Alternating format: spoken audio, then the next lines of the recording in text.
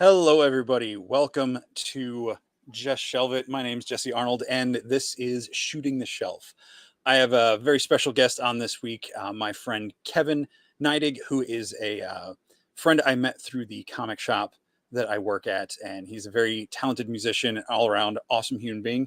But before I bring him on, I just want to throw a couple things out there for my fellow Mythic Legions fans. Just remember, tonight is the final night for your pre-order for the All-Stars 5+ wave. Not going to spend a lot of time on this. If you know what it is, make sure you get it done. You've got less than 2 hours to get that order in now. Go to storehorseman.com if you want to get your pre-order in for this wave. All right, that is that. We're going to move right along. Give a loud digital round of applause to my friend Kevin as he joins us tonight for Shooting the Shelf. Thanks, everybody. Hey, Kevin, thanks for joining me. Oh, Stephanie's in the chat. Oh, yeah.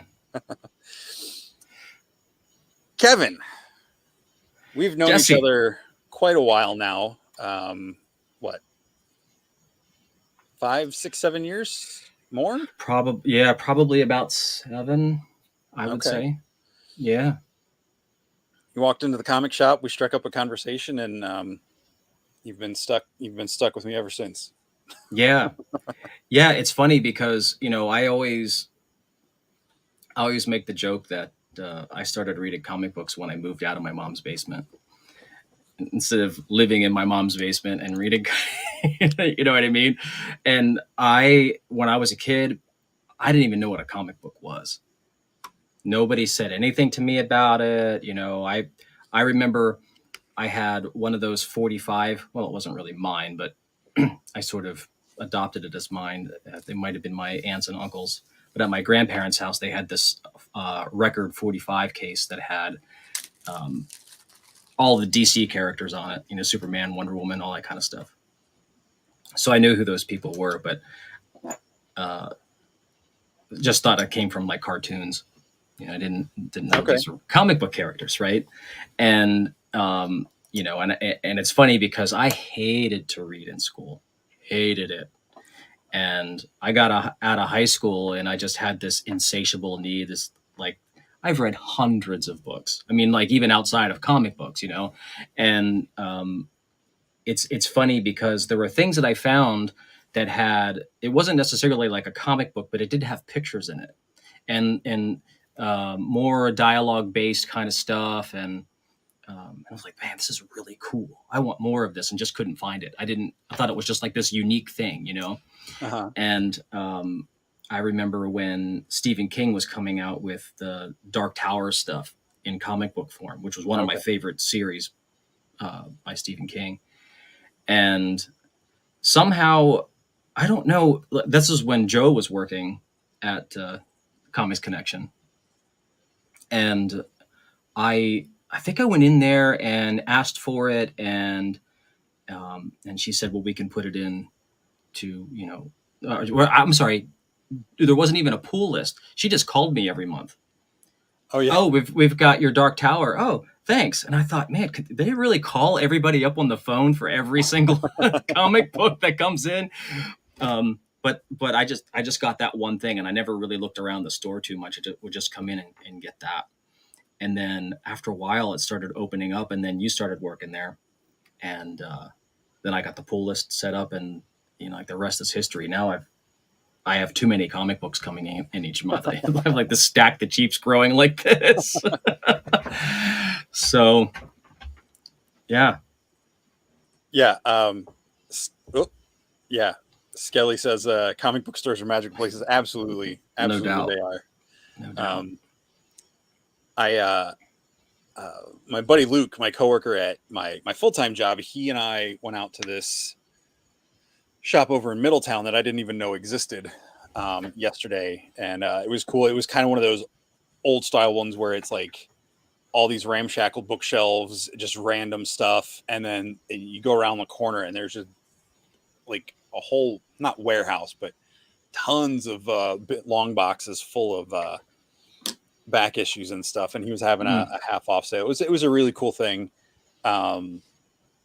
just my buddy was looking for stuff. I picked up a couple cheap ones just to fill in some old 90s holes, but it was just cool to go into a shop that wasn't mine, the one, not mine, but the one I work at, and kind of Yeah. get that old, like, 80s, early 90s flavor of, not that ours is a big commercial store or anything, but it definitely has its own unique flavor to it. That's, Being a musician, I've toured around, and if I'm in a different state or someone, I always look for a comic book store. If I'm staying there, I go, okay, what's the local comic book store? And so I've been into a bunch of them, and not one comes close to what doesn't come close to the feeling of Comics Connection, but also the organization.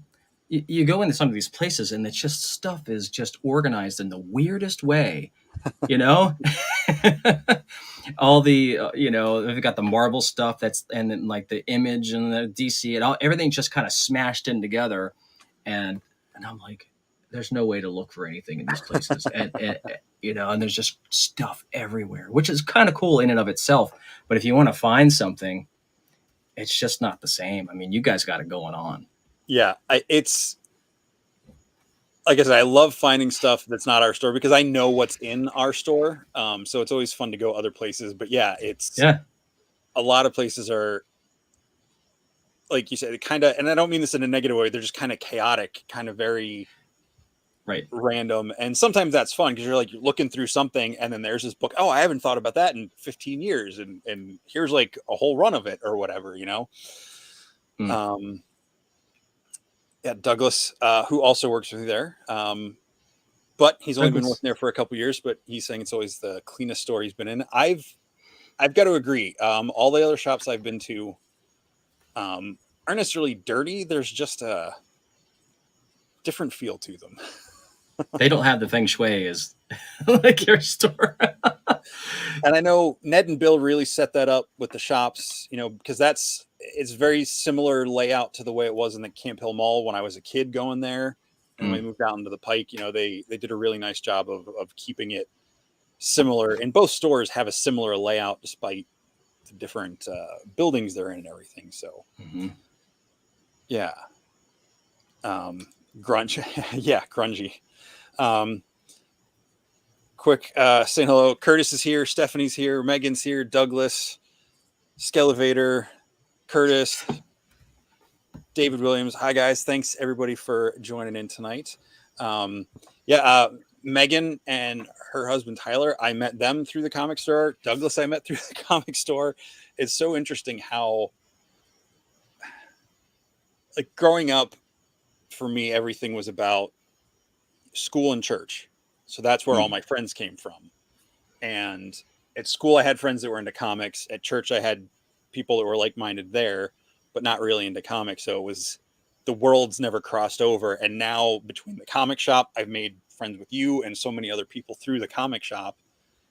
And now with the Mythic Legion toy line that I've talked to you about a little bit, I've made a whole bunch of other friends. And it's just really interesting to me how the things that interest us can draw us together, especially with, everybody likes to poo-poo on social media, and it definitely has its downside, but I think it allows a lot of us to come together in ways that weren't possible 15 years ago. Totally. Yeah. Yeah. I mean, it's pretty cool that, you are going to meet a whole bunch of different people in a comic book shop, and, you have a lot of different interests, and it's difficult sometimes to find people that are into all of those things. Yeah. It's like, oh, you're a musician. Cool. Yeah. Do you like comic books? No. Okay. The one thing that throws me off is when one of my friends starts throwing out sports stuff, and I'm like, what? Yeah. Where's that coming from? Now, I have nothing against sports. It's just like sports cars and cars. That's just like another language to me.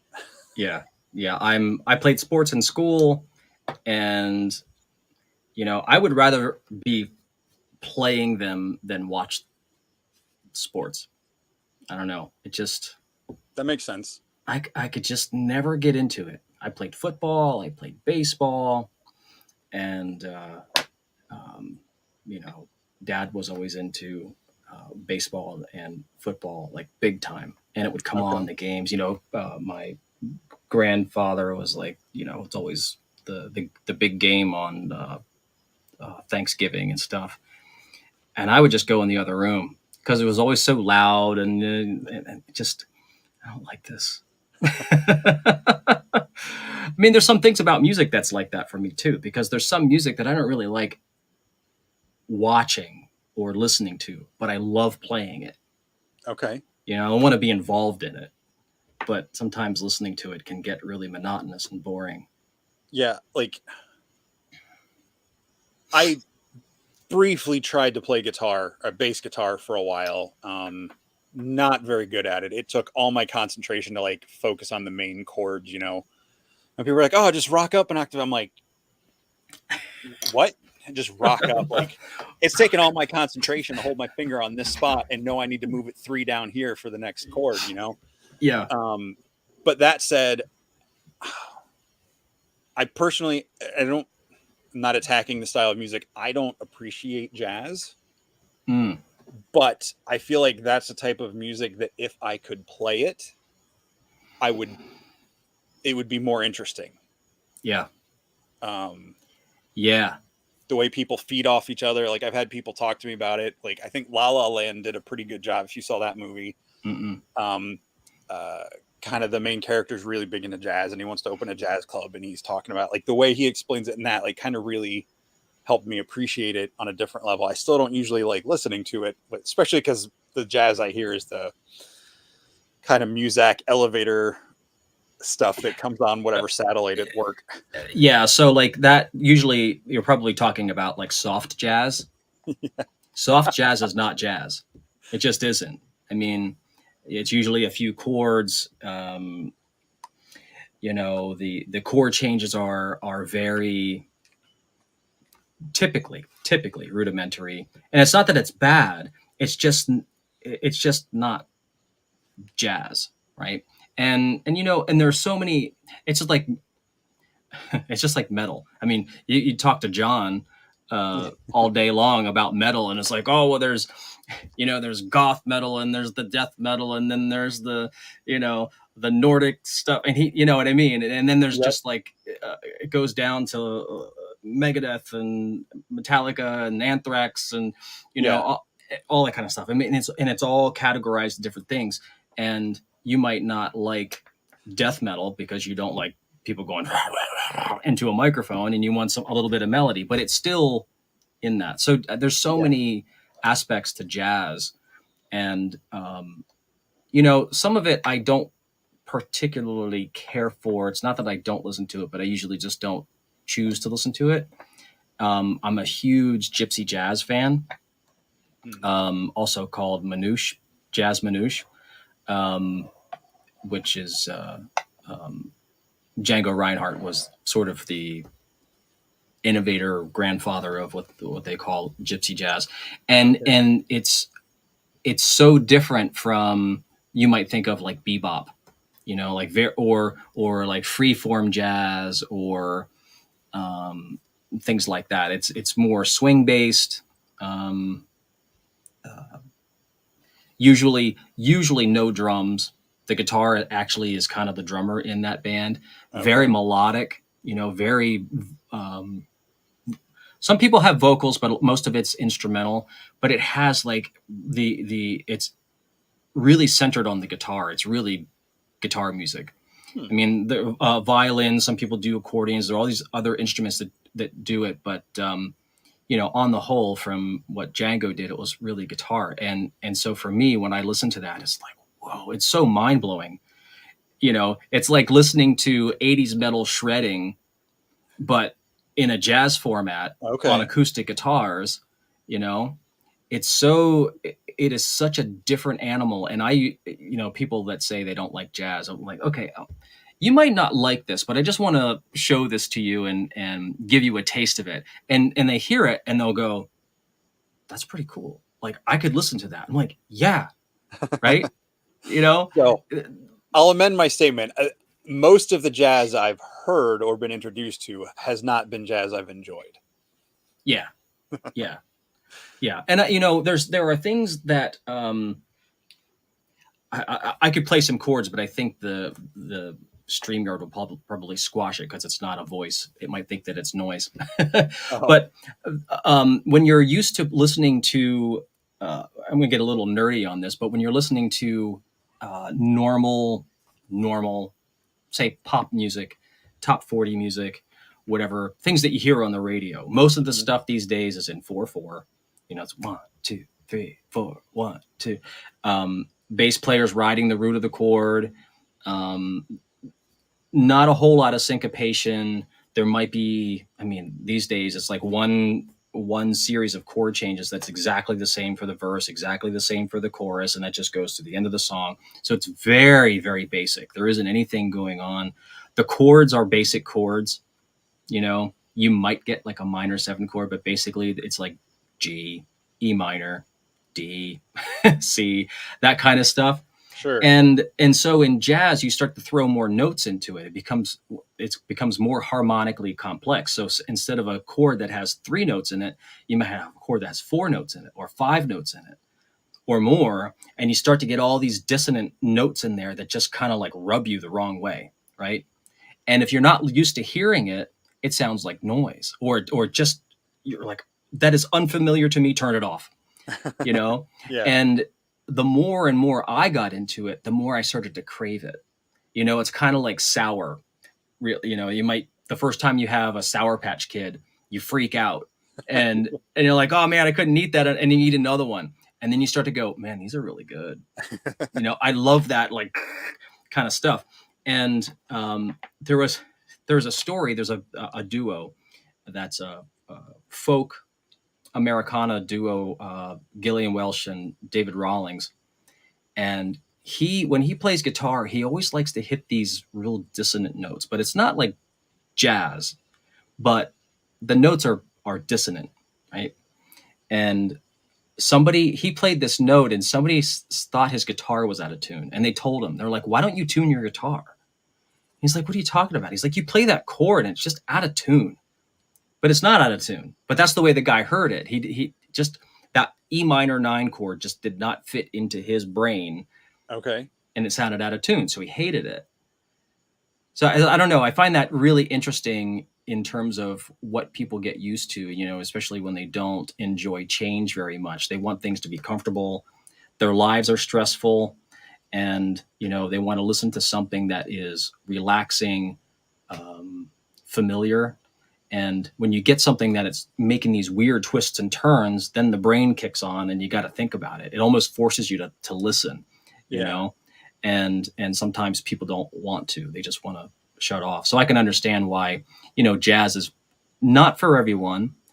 However, if you allow certain things in different genres, different expressions, and the way chords are stacked, and the way melodies are written, the way rhythms are done, man, there could be a whole new thing that you just like starts to build you up, starts to feed your system. Yeah. I think that's cool. Yeah. In the 90s, I got into, because it was pop radio, but like I got into Alanis Morissette because a couple of the radio songs. But then I don't think I have at the time I had like all, the major albums for quite a while. I love the way she pronounces stuff oddly. Because she like stretches like the emphasis, or I don't know the right terms musically, but like just the rhythms of the word don't match the way you normally hear it. And I always like that. Like I always, not every song, but a lot of her stuff, she just has different, I don't know if it's, I don't know the correct, I don't want to use the wrong musical term, but it's just always threw me off. But I really started to like it in her music, because everything about her stuff was a little bit off kilter anyway. And I really liked that in her music. So yeah. Well, I think it's funny. Have you ever heard anyone that mimicked her? Not really. I don't think I have. And as different as she was, There wasn't anyone that came along, and now you have nothing but Adele clones. Right. I mean, even the guys are pronouncing words like she does. Like instead of, I'm probably going to make a lot of people mad right now, but it's really a pet peeve of mine when somebody says the word like heart.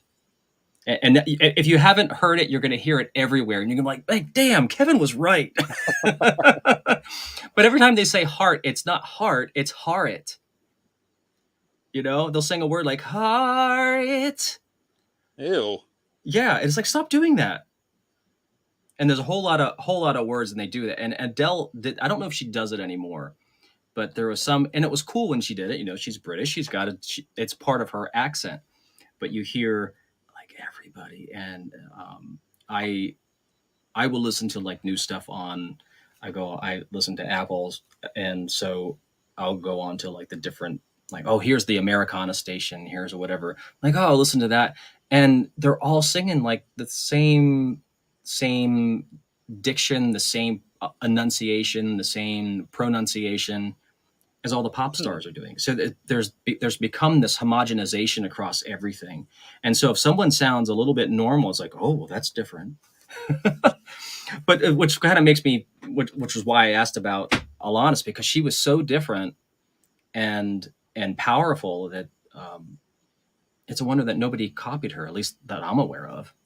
The only time I could even say someone was copying her is if they were doing a cover of her songs and just mimicking her, like not like, I can't think of any artist that like I'd put them in the same section of my CD rack or my, whatever, but not. Yeah. She has a very unique voice and style. Sorry, I just sounded like there was a cricket in front of me. Oh, yeah, my window's open, so you might hear the crickets out there. I don't know. So that's it. I know they've been my favorite band for a while now is Elbow. I don't know if we've ever talked about them. They're a British band. They're really cool. They're kind of a folk rock, not quite so folk. It's British. It's kind of mellow. They've got some energetic stuff, but he has different. It's British, so he's got different diction and pronunciation on stuff. I really, really enjoy their stuff. Yeah. But so music, how did you get into music? And I started playing music when I was 3, at least that was my earliest recollection of playing. So I started on the keyboard. Okay. And I remember as a kid, I would just climb up onto the bench there, and I'd grab a pair of headphones like this and plug it into the keyboard, and I'd just hit all the notes. Oh, what's this button do? Oh, it makes this noise. What's this button do? Oh, it makes this noise. And I would start going along, and then this was at my grandparents' house. They had a keyboard there, and there was a music, and it was very basic kind of melody things that you'd have the notes on the staff, but then it would have the letter name of the note. It'd be like C, D, F sharp, all those things written inside the note, so you'd know, I was teaching you. And so we had this little card that would fit down into the keys, and it would tell you what note it was, right? Okay. And so I was like, okay, there's a C, and there's a D, and there's a and okay, here, oh, there's the chord. There's C, E, and G. I can do C and A, and you know what I mean. And I would sit there for hours, and my grandfather would play some songs, and I remember from hearing those so much, I was trying to figure them out. Oh, how did he do that? So I remember by ear. I don't know how old I was. I don't know, 3, 4, 5, I don't know, something like that. And I wanted to learn it by ear. Like, how did he play that song? So it hit a note. It's like, oh, that's the note from In the Mood. The Glenn Miller In the Mood. Oh yeah. So I'm learning that, and it was so funny because I got the whole melody up into the tag of the melody where it goes ba ba da ba da ba da ba da da ba, right? But I couldn't figure that part out, and I was like, oh, it's this. And I remember playing. I'm like, oh, look what I figured out, right? He's like, he comes in and I played it, and he's like, yeah, that's great. He goes, but what's that part? I'm like, well, that's the middle part. He's like, no, it's not. So that was like my first composition where, sort of Okay. improvised in the beginning. I'm like, oh, this, and it was this kind of chromatic thing. And I don't know, like looking back on it now, I think like, how did I do that? How did I, because nobody showed me, nobody told me how to compose anything. It was just being left to my own devices and just experimenting. What's this do? What's this do? And that's really how I got my start. And I went from that. In the 6th grade, I started playing drums in school, and I played that for, I don't know, a couple of years, and then went to guitar when I was 12. I got a guitar for Christmas, and that was it. I was done. Guitar was it, man. There ain't nothing better than a guitar, I tell you what. And I also say that it's the hardest instrument, I think, to master. It's easy to get into. You can learn your basic chords and do things. I mean, if you stuck with it and you played it every day, I don't know, in about 3 weeks you could be playing like some simple tunes and strumming, But Speak for yourself. well, so the thing is, and if anybody that's a keyboard player or piano player or whatever, they're going to be like, Kevin's a jerk. No. A monkey can make a note on a piano. You can have a cat walk on the piano and it makes the note. So all you have to do is just push the button, right? Right. And I'm just talking about, how do you make sound on the instrument? Right. You just push the button. It gets a lot more difficult from there. But on a guitar, you got to build up calluses on your fingertips, because you can only play a couple of minutes in the beginning when you press the note down. It's got to be in the right spot, and then you got to bring this other hand in, and then you got to hit the right string as you're hitting. There's so much more mechanics that goes on, and then the strength to hold it down and hit the note, and then the strength to hold it there so the note doesn't disappear. On a piano, you can press down the sustain pedal and hit a chord and let go, and it just rings until it's done. Right. Right. So there's like a gatekeeper with the guitar. It's like, you better want this or it's not going to happen, because there's pain involved. I played so much, my fingers would blister on the end, and then they would break open because I kept playing, and then they would just bleed. And I'd be like, oh man, it hurts too much. So I just like go to other fingers, and I was insane about it. I wanted it more than anything. And so, there's that. And if you get beyond that gatekeeper of the strength issue, the pain issue, the issue of just sounding bad, because you're not going to get direct feedback. I can show you a chord on the piano and you can hit it and you'd be like, oh, it's beautiful. I could show you that same chord on the guitar and it'd be like, blah, blah, blah. So you have to have forward vision.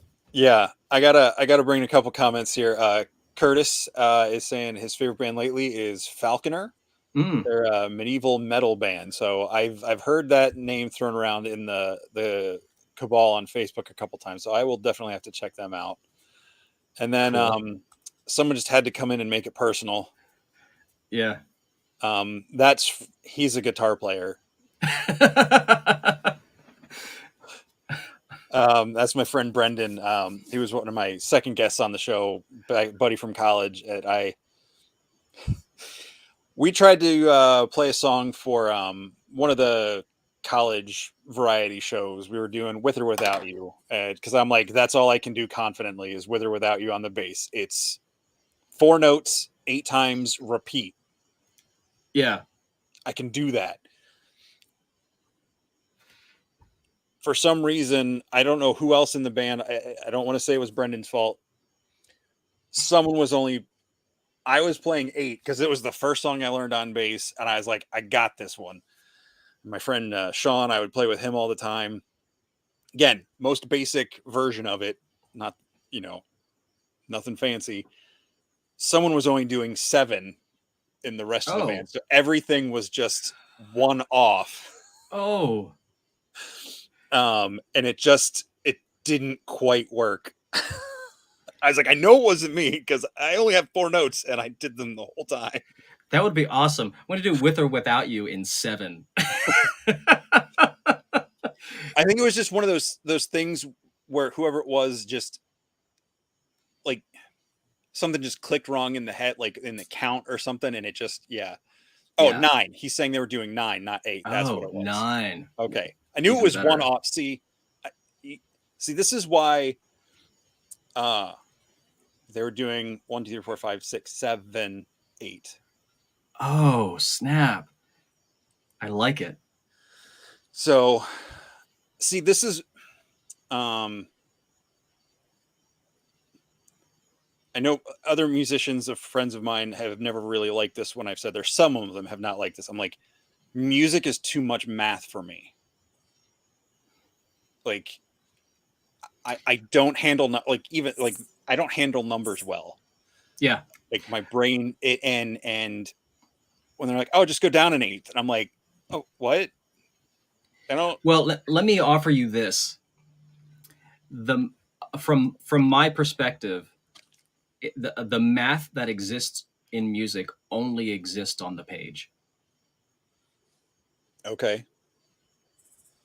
Music in and of itself is like a living, breathing thing. It's about feeling. It's about emotion, and you can dig into the trenches and start talking about intervals and chord modulations and all of this stuff that you're just going to go.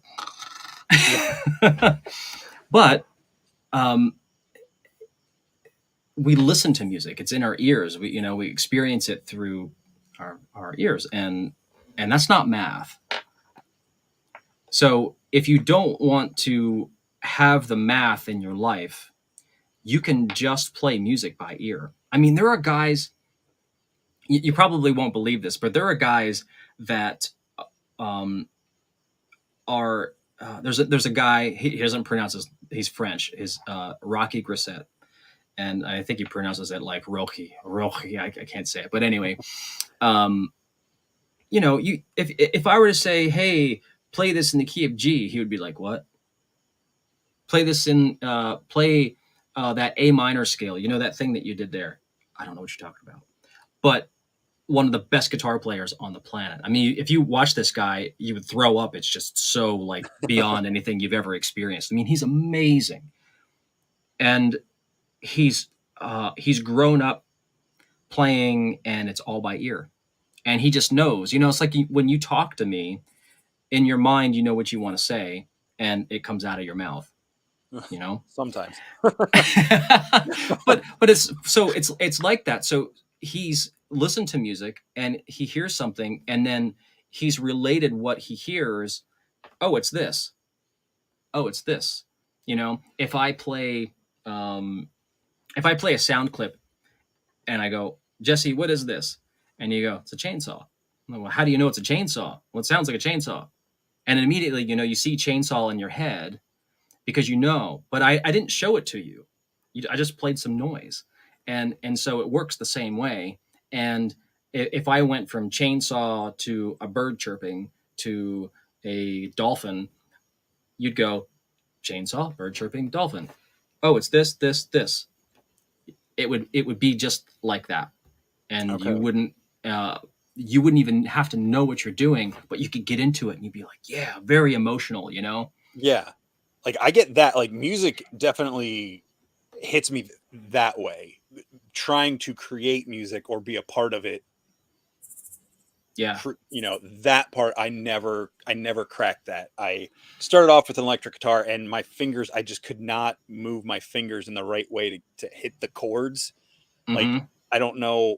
I couldn't, I'm like trying, I had a tape, like, cause I got the guitar and I don't remember. I'm sure it's a guy everybody knows. There was like a book, and I was trying to watch this, and just could not figure it out. Yeah, but the feeling, and I definitely feel that music is definitely a huge part of my life. I was when I was living in Illinois, I worked with a youth group at the church, and we went to they had this thing, was like the Fine Arts Festival, where the kids they would sing, or they would do instrumental things, or they would do like little plays or whatever different things, and if they did well enough, they could maybe earn a scholarship or whatever. It was a really cool program. And I remember one of the last years I went, at the end, the couple of the finalists would get to perform in front of the whole group that was there that day. And this one girl sang this song, and it just really moved me, really knocked it out of the park for me.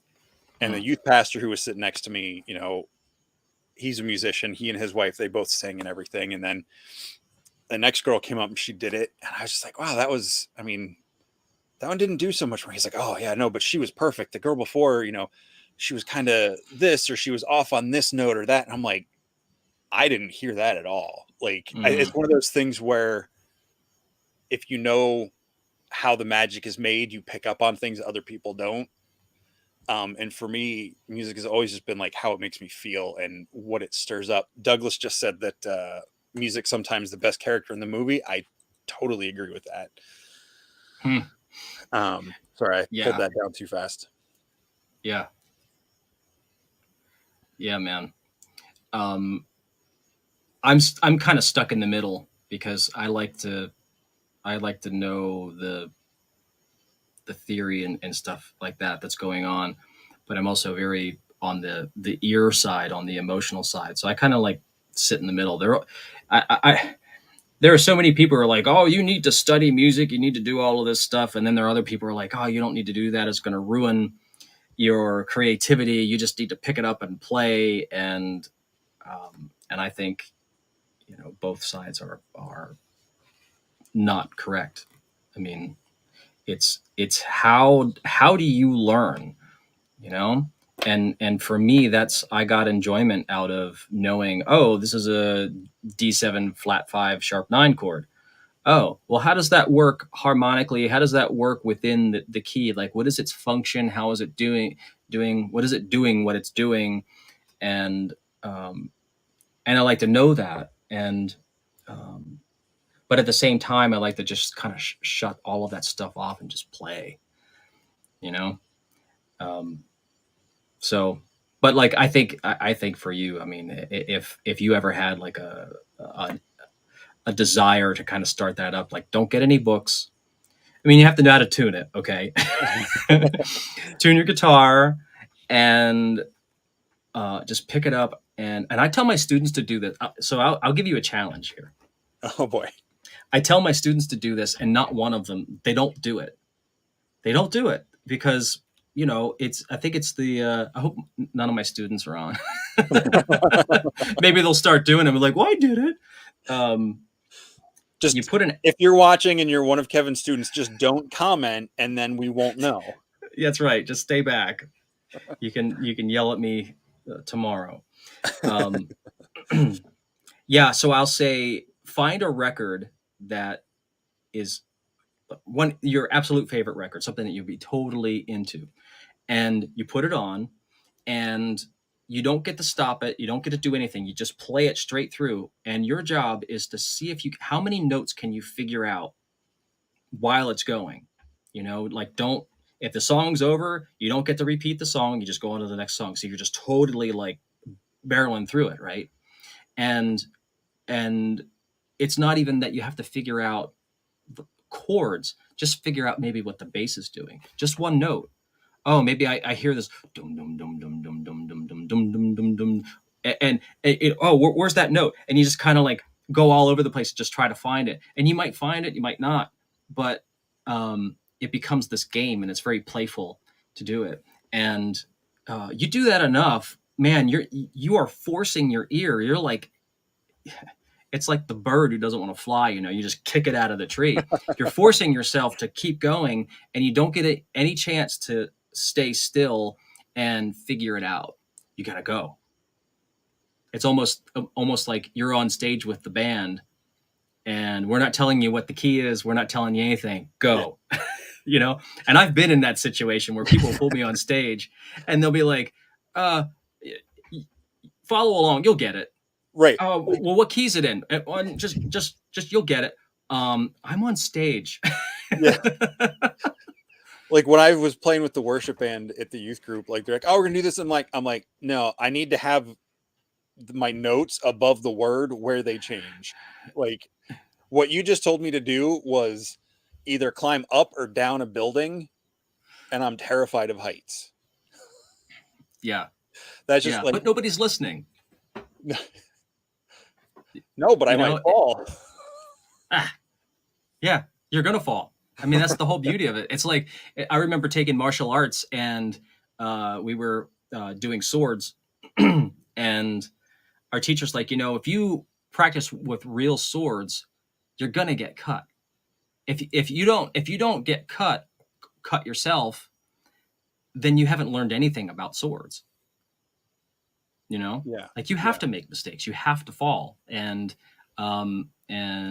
because nobody's listening, it makes it easy, and you could just kind of sit there with headphones on or very quietly or whatever, and just kind of pick stuff out. And man, when you hit a note, you're like, oh, and you get it. It's such a great feeling. It's like, oh man, I can translate that into like the art side of stuff. That feeling where like I've never really sculpted. I played with like clay and stuff in elementary, but I have not sculpted anything in decades. I've been working on dios for this toy show I'm doing in November, and I'm using like construction insulation foam.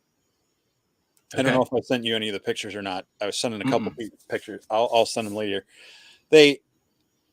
I've seen people do stuff, and I was cutting it last week. And I'm like, man, this blade is really dull. And I'm like, people talked about getting these like hot wire cutters. So I got this thing. It's basically like, the old cheese slicer. There was like the thin wire. It's kind of like that, but it's electric, and it heats up, and it just slices right through the foam. Okay. I didn't watch any tutorials.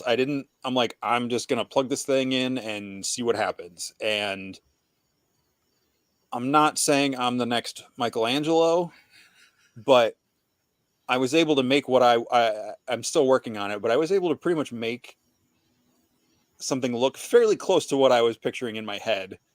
Awesome. For having never like, I was making a statue of this creature. So I just stacked a bunch of blocks of foam core, this form board up, glued it together. And then I was like, all right, I kind of sketched on one side, like the shape of the figure. And then I kind of did like the head on the front. And then I just started cutting. I'm like, I don't know. Is this going to work? Oh, hey, look, that kind of looks like a torso. Oh, that kind of looks like a leg. And so, yeah, it's fun finding that. It's not something I want to, I think, take up like big time, but it was fun to do it and be like, I made this. Yeah, that's awesome. That sounds cool. So I can appreciate that and apply that to the music stuff, and like you're saying, like just figuring out how to go along with the songs and stuff. I have a hard time keeping rhythm on the steering wheel when I'm driving. Two songs I know very well. I can do it in my head, but when it comes to any other part of my body getting involved, good luck. Yeah. I mean, tapping your foot to the kick drum. That's the place to start. And you can't really do that when you're driving, because you're gonna be like, right. Whoa. Right. So I'll do that with one hand, and then I try to do the other thing, and then like, and next thing I know, the other hand is doing the kick drum, and the other hand that was doing the kick drum is doing something else. And I'm like, I don't know what just happened. It's awesome. I've written songs on the steering wheel before. Yeah. So yeah, it's great. Nice. Yeah. So, real quick, I'll throw these up here. So you teach music. You teach guitar specifically, or do you do?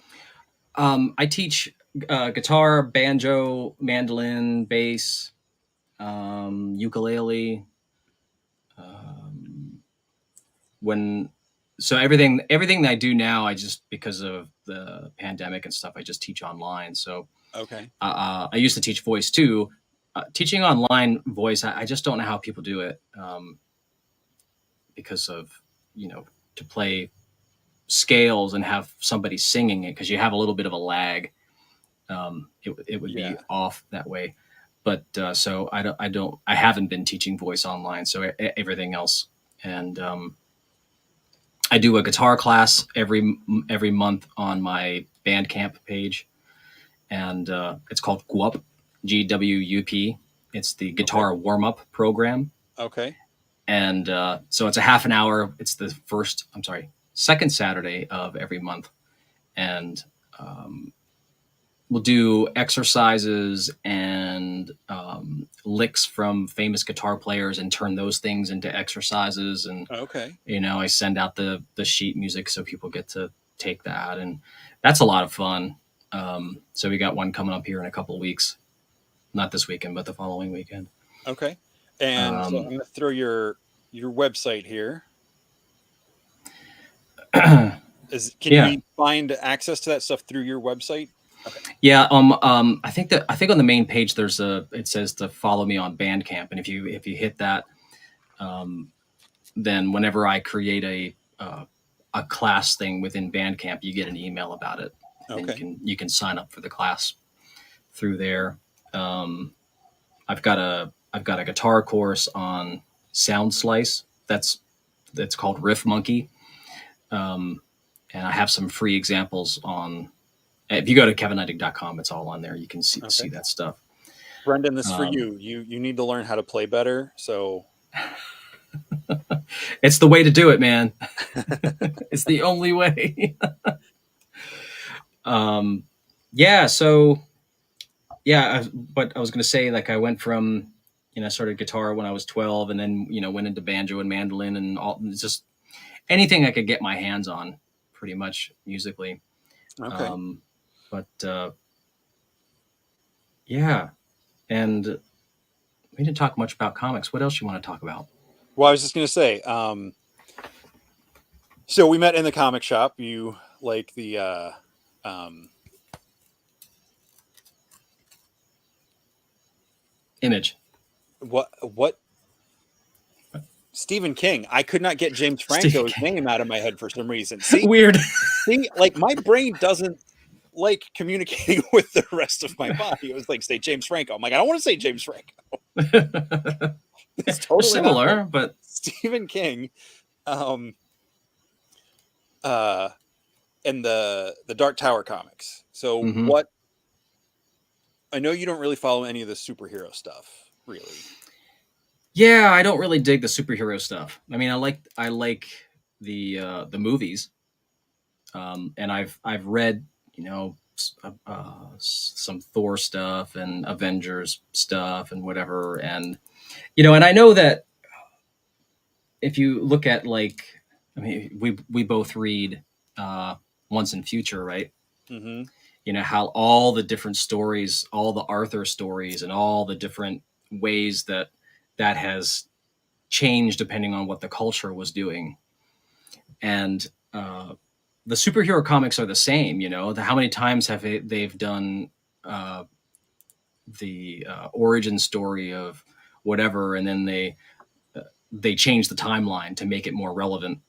Yeah, You know, yeah, and uh, and that kind of bugs me, but I understand why they do it. And it's like, well, can you just create different characters and maybe yeah, I don't know. And it's like there's good stuff in there, and for whatever reason, I think because there's so much stuff, like the storyline is so gigantic of all the things that happened, you know 10 years ago, comes up in a comic, and now, and I'm like, I don't have the time to go back and like research all the stories. So what I want to do is I want to get into stories that are just starting now. They're brand new. yeah, I don't have to like feel like I'm not in the club. yeah. And so I like a lot of the Image stuff. I like a lot of the Aftershock stuff, Vault. Um, there's a couple of things like some of the boom stuff, like something is killing the children. Hmm. But I like the original artist, writer created stuff. And I'm also finding, and I don't know where this came from, but I love the crime comic books, like the Oh, Ed okay. Brubaker stuff, Yeah. and um, what's the that Texas Blood, which is sort of a Hmm. little crossover there between. Man, I love that stuff, and I don't know why.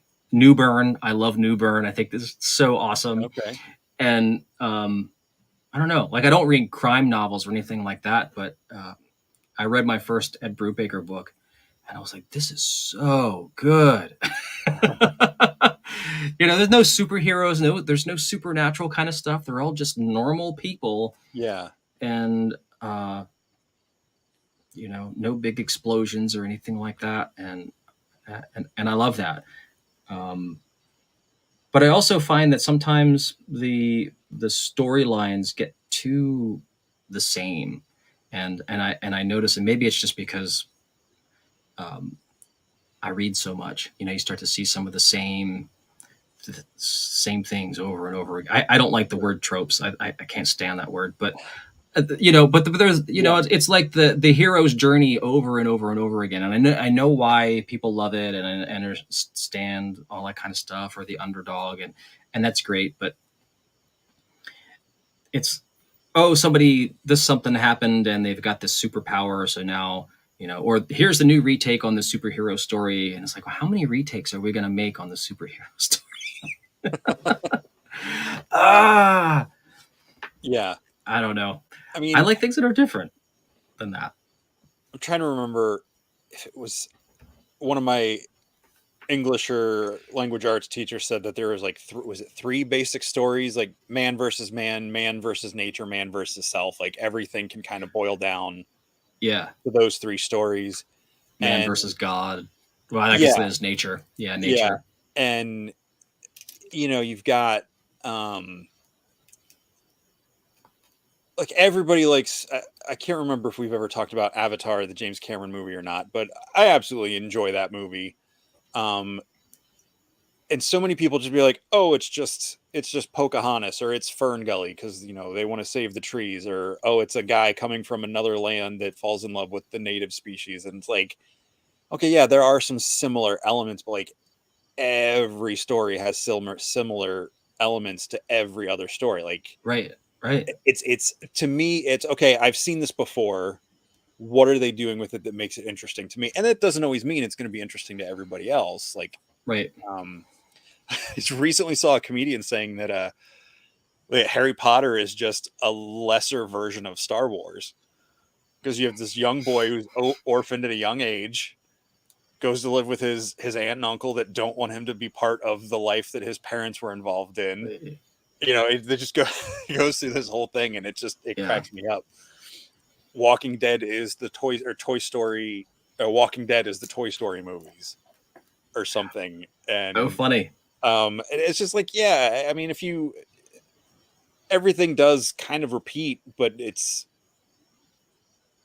what can you do different with it that makes it different and unique enough where people don't mind the stuff that is getting repeated. Yeah. I mean, I don't know if you can. I mean, there isn't anything that anyone has ever experienced that someone else hasn't already experienced. I Right, mean, right. there's just we're all just living the same stuff that we've been living for 15,000 years, so, or longer, 150,000 years.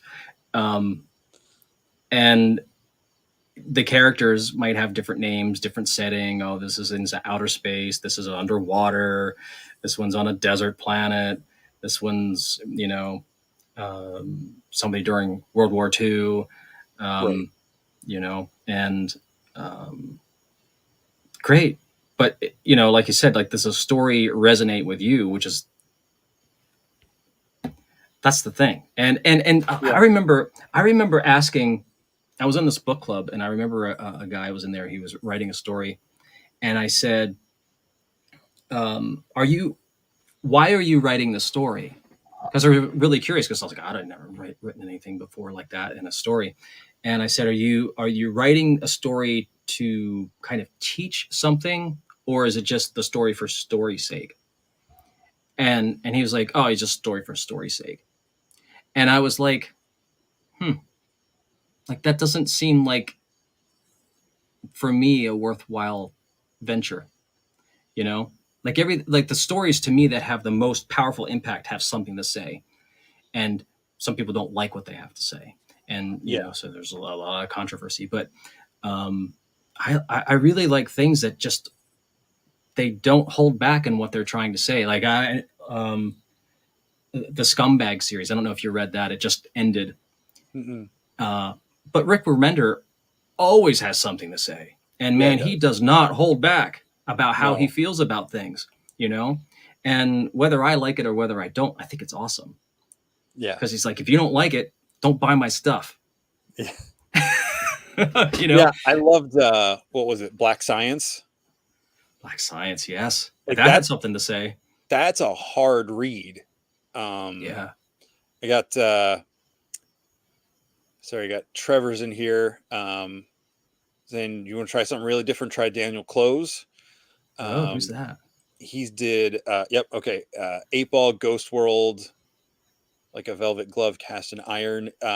Yeah, I know of Ghost World. I feel like that's not, I'll throw his name back up there for you. Daniel Close. Working in the shop, of course, I'm aware of him. I've never read his stuff. I guess I'm a little more traditional in my comics than going into his stuff. I haven't read it, so I don't know if I'm not saying it's bad. It just, at this point, I have not given it a try, but I am starting to finally get superhero comic burnout after 30 something years, mainly because I don't like what they're doing with the X-Men right now, but that's a whole different show for another day. Dan, I don't know what you mean by feeling like a conformist, but I can tell you are not a conformist. But like, yeah, Rick Remender in Black Science. That was a hard read, and I don't mean it in a bad way. Like that went to some dark place. And he did Low too, didn't he? Yeah. Did you read? Oh man. Oh, I love how you read that first issue, and it's like this family under the ocean. It's in the future. Humanity is like, dying, and then they get this signal there might be another planet to go to, and they're going to go get it. Spoiler alert, it's been out several years. End of the first issue, I think the husband gets murdered, the daughters get kidnapped, and like and then like the letter in the back, he's like, so someone challenged me to write a book about hope, and I was like, yes. Because like hope is one of my core ideas, things that I cling to is hope, and not in the like, oh man, I hope I get something good on Christmas morning, but like real hope. And I was like, okay, I mean, I was already hooked because the art was beautiful in that book. Yeah. But I was like, okay, this book's about hope. Where's it going to go? And then how, like, every issue, it's like getting beat down after. I'm like, this book is about endurance and just keep moving on. But it was about hope. And the way he brings that all together was just really impactful. Was it Stell? Stell, was that the mother's name? Yeah, I think. Okay. Yes. Yeah. She was awesome. Yeah. And I thought in the beginning it was it felt syrupy. You know what I mean? Like her kind of like, oh, well, we just got to look for I don't even know if she ever used the word hope, but it was more like, yeah, things are bad now, but this too shall pass. It was like that kind of thing. And she was all about just, if we just focus on the plan, this will be wonderful. And everything wasn't, right? Yeah. It just was constantly, nope. And you're like, oh my God, is this going to get any better? And it was just like, how much worse can this get? Like every time the next issue would come out, I'm like, oh, okay. You'd get that little like, okay, here we're almost to the surface. Nope, something's dragging you back down further. And like how her hope and that positive outlook about believing things could change and get better, and because it didn't, how that poisoned her kids against her for so long, was just really interesting. Man, I need to go back and reread that. Yeah, Rick Remender does not write throwaway stuff. Yeah. It's pretty. What was the other one that? Oh shoot. It came before Black Science. I think it was Tokyo Ghost. I think that's what it was. Did you read that one? I keep forgetting that was him and Sean Gordon Murphy, right? Not sure. He was the artist. Yeah, that one was fantastic, and the same kind of thing, like very dark, but and Death or Glory, and he knows how to take something that is going to be gut wrenching, and this is like, as a writer like that, it always fascinates me. I think, how do you?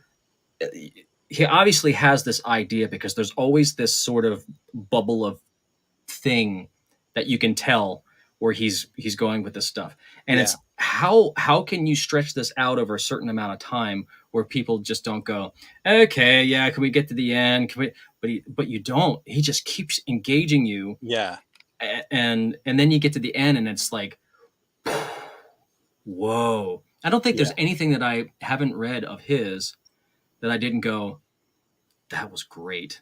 Yeah. And some of them just kind of end, and I go, oh, this is the end. And I go,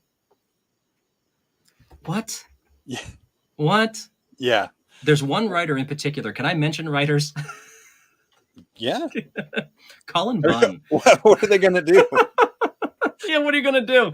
Colin Bunn stuff. Like, I love his stuff until I get to the last page of his books, and I go, what? What? Oh, wait. Go ahead. That was it. I'm done. Okay. Trying to remember, did he write Die? Die. That. No. Who wrote that? You mean the D&D type one? Yeah. That was Kieran Gillen. That's right. Gillen. Yeah, Kieran, like that. Have you read that book? I got to the end of maybe the first volume. Okay. And I was like, I'm not feeling this, so I canceled it. I think I have the collection, or I will be getting it if it's not already out. I don't even remember. It's worth reading to the end. Oh, so they did finish it. They did finish it. It's okay. Like Low and Black Science. It does get in some really dark stuff, like heavy stuff. But as he goes along, you get more into the writers and the creatives from like our world that like influenced this world, and it's pretty cool. Like it's a really, and the backup letters, that's one of the few comics where I read the backup letters each month. Yeah, I read those too. Of the book. It's like I said, again, it's not for everybody, but yeah, that one is with those other books, the Remender books we're just talking about, that just really, really hits for me. Yeah. I think that's one of the reasons it's hard for me to go back to those, because they were so impactful, and I know how heavy they are. It's like, man, I went through this. I gotta let that one sit for a while and then come back to it. Yeah, that would be tough. As much as I loved Low, I don't know. I'd have to let that go maybe for another decade before I could pull that out again. Yeah. Speaking of weird, did you read the graphic novel that was the inspiration for the Noah movie that came out with Russell Crowe? Like 8 years ago or so? The Master and Commander? Or Noah? Oh, Noah. It's just called Noah. Okay. No. With Russell Crowe, Darren Aronofsky, It's really interesting. The comic, you're not sure reading the comic if it's like prehistoric Earth or if it's some other like sci-fi planet. It's really there's some things I like better in the graphic novel. There's some things I like better in the movie. Oh, I did see the movie, but I didn't read the Okay. graphic novel. Yeah. Okay. If you'd ever like to read it, I have it. It's the art's really interesting, and it's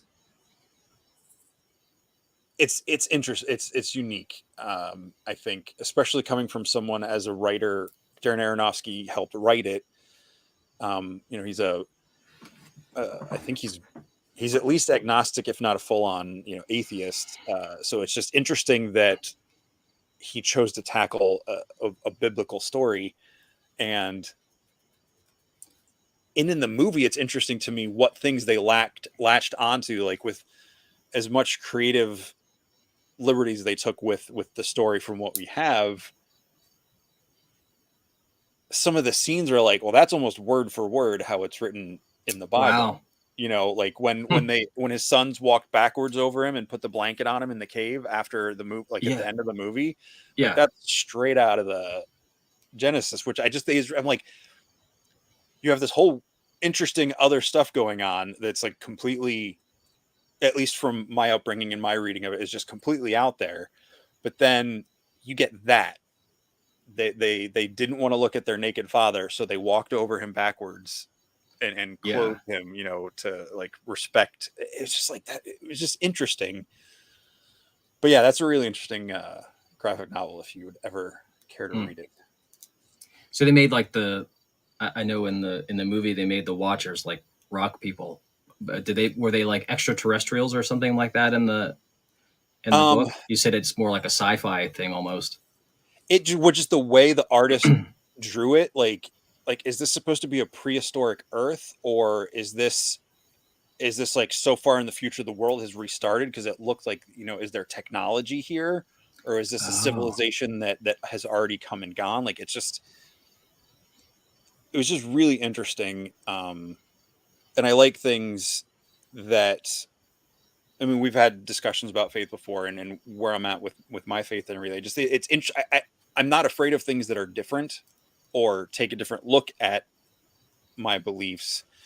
And so I like to see how other people interpret that or how that impacts them. And so I knew the movie was coming out, and I was like, I'm going to get this graphic novel because I think it was a French artist did the artwork. It's interesting. I think overall I like the comic better, but the movie did a couple things better than the comic book did, in my opinion.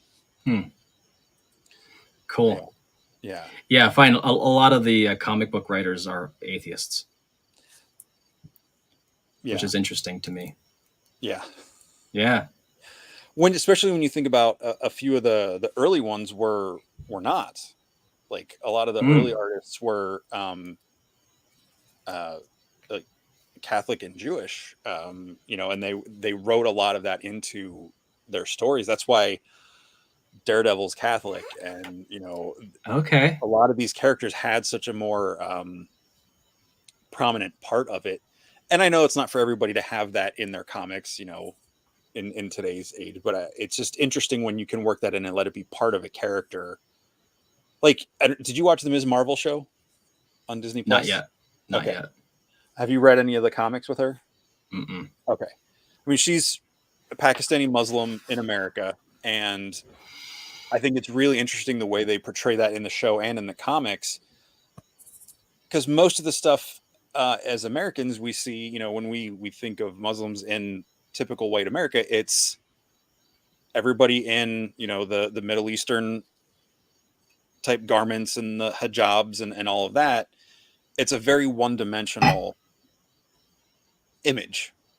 They're either terrorists or they're suspected of being terrorists, and it's just really interesting to see. It's like, this is just an immigrant family that has come to America who is of a different faith and a different nationality, and they just portray them like normal people. I mean, because they are normal people. I mean, granted, she gets superpowers and goes on superhero adventures. So she's not normal. That's not normal. But like, I just think it was really nice to see that's like, all right, they're not like Jack Bauer and the CTU aren't coming after them. I mean, I guess Yeah. there is the damage control is coming after them, but because of the superpowers, not because of their race and their faith. And it's really interesting how they do that. Yeah, Danny's mentioning Ben Grimm. They don't use it very much anymore, but yeah, Ben Grimm, the Thing was Jewish or is Jewish. Oh, yeah, I think I knew that. Um, so yeah, it's really interesting when the Muslim aspect of Kamala's character in Ms. Marvel is it's such a part of who she is and who her family dynamic is. I really like that. And um, I just wish the other shows and stuff could do that with other, because I feel like as a Christian, and most of the time when I see Christians in shows, sorry, this is turning into like a religious discussion. No. They always get portrayed as like really prudish, or the stick in the mud, not have any fun, or they put on that act and they're really horrible people. It's like, and I'm sure that goes for a lot of people of any faith, where they see like the stereotypical version of their culture, their faith, whatever, like Big Bang Theory. Like, I like that show when it started, coming to geek culture, not actual faith or ethnicity. Coming into geek culture, it's like when people were coming to the comic shop, so are you like the guy in the comic shop from Big Bang Theory? And I'm like, do I look depressed and sad and complain about working in a comic store? Like, you've seen me at the shop. Most of the time I feel like I'm in a fairly outgoing personality in there. But like, You've had a headache a couple of times when I came in, and I'm like, "You all right, Jesse?" And you're like, "I got a headache." When I can't manage it, yeah, I can't hide it. But like, and we're friends. Like, yeah, we're friends. Yeah, no, I'm just teasing. Yeah, I know you are. But like, it's like, no, like, and we're not all super nerd. Like, we're all super nerds for different reasons, but yeah, we don't all walk around going bazinga and like have to sit in that one spot on the couch. Right. I actually have to confess, I've never watched that show.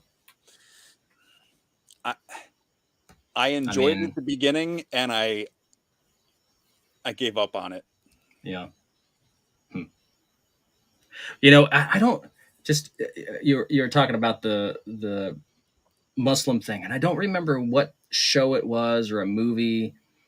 I wish I could remember what it was, but it was so funny. Like some character was like, you hate Jesus, and they're like, "You kidding? We love Jesus." What are you talking about? Have you read the Quran? I just, I wish that kind of stuff would get more. I don't know if they broach that in the Miss Marvel or not, but I wish that would come out more, because there is this gigantic attack, it seems like, where they're faithless and all this stuff. Is like, well, you have no idea how Muslims feel about Jesus. Like, they talk about Jesus all the time. There are stories, and it's gigantic. Probably even more. And not to say this in a bad way, but just like sometimes it's even more deep into the story, like these real rich like thing. And most Americans who just see what they see on the news or whatever, they don't get that. And and that's a shame, because you just start to find out that all the religions are all the damn same. Yeah. I mean, like, oh, what's the golden rule? Well, it's the same. It's the same. Yeah. You might wear a different hat. You might, be waving different scented incense. You might, have a different language for saying the same stinking thing. It's all the effing same, but everybody wants another, and I think that's probably, if I were to guess, is probably the same reason why you don't like sports, and the same reason I don't like sports, because there's always an opposition. There's always the evil. There's always the team that sucks, and we're always the best. It's that kind of like pride, and whatever. And, you know, people ask me like, well, who's your favorite team? And it's like, well, who's winning? Yeah. That's my favorite team, you know? And if they lose, then they're not my favorite team anymore, you know? My go-to for that is the Blue Jays. The Blue Jays. During baseball season, it's the Blue Jays, and everybody looks at me like they're not even an American team. I'm like, yeah, I know. And they stop talking to me about sports. Awesome. If I it's love any it. other season, Blue Jays, and like in the Super Bowl, yeah. And they're Yeah. just like, yeah,